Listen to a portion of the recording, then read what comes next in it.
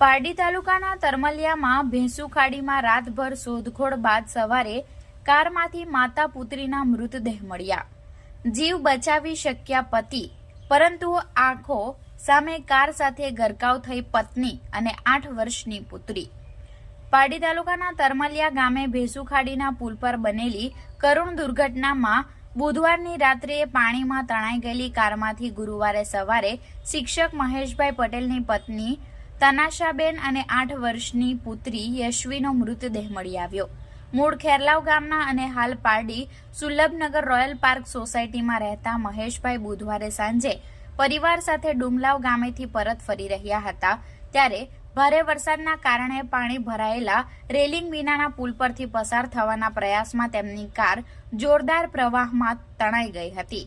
આ સમયે મહેશભાઈ કારનો કાચ ખોલી બહાર નીકળી જીવ બચાવવામાં સફળ થયા હતા, પરંતુ પત્ની અને પુત્રી કાર સાથે જ પાણીમાં ગરકાવ થઈ ગયા હતા। ઘટનાની જાણ થતાં જ પારડી પોલીસ મામલતદાર કિરણસિંહ રાણા, ટીડીઓ વિશાલ પટેલ, ફાયર ટીમ, એનડીઆરએફ અને ચંદ્રપુર લાઈફ સેવરની ટીમે રાતભર શોધખોળ હાથ ધરી હતી।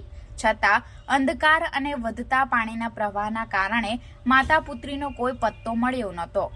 ગુરુવારે સવારે ભારે પ્રયત્નો બાદ કારમાંથી બંનેના મૃતદેહ મળી આવ્યા હતા। કાર પુલના થોડે દૂર પાણીમાં જાડી ઝાકર વચ્ચે ફસાયેલી મળી આવી હતી, જે કારમાંથી પત્ની અને પુત્રીનો મૃતદેહ બહાર લાવી પારડી પોલીસે કબજો લઈ પીએમ કરાવી વધુ કાર્યવાહી હાથ ધરી છે। પરિવારમાં માતા અને પુત્રીના મોતને લઈ ભારે શોકનો માહોલ છવાઈ જવા પામ્યો હતો।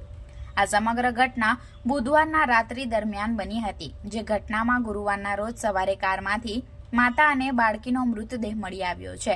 આ બનાવ માત્ર એક પરિવાર માટે નહીં, પરંતુ સમગ્ર સમાજ માટે ચેતવણી રૂપ છે। વરસાદી મોસમમાં પાણી ભરાયેલા પુલ કે રસ્તાઓ પરથી પસાર થતી વખતે જરાય બેદરકારી ન કરવી જોઈએ। कल यहाँ पे एक काजवे था, उसके ऊपर से एक व्यक्ति ने अपनी कार को निकालने का प्रयास किया, लेकिन पानी का फ्लो काफी ज्यादा था तो वो कार बह गई। तो जो ड्राइवर थे उन्होंने तो अपना प्रयास किया तो वो बाहर निकल आए, लेकिन बाकी एक लेडीज और एक बच्ची थी वो कार के साथ बह गई।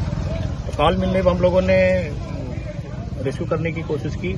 रात में करीब हम लोग 2:30 बजे तक प्रयास किए, लेकिन काफी झाड़ियाँ थी, कटीली झाड़ियाँ थी और हम लोग रेस्क्यू करने में थोड़ा सा कठिनाई हो रही थी। 2:30 बजे तक प्रयास करने के बाद फिर हमने ऑपरेशन को स्टॉप किया।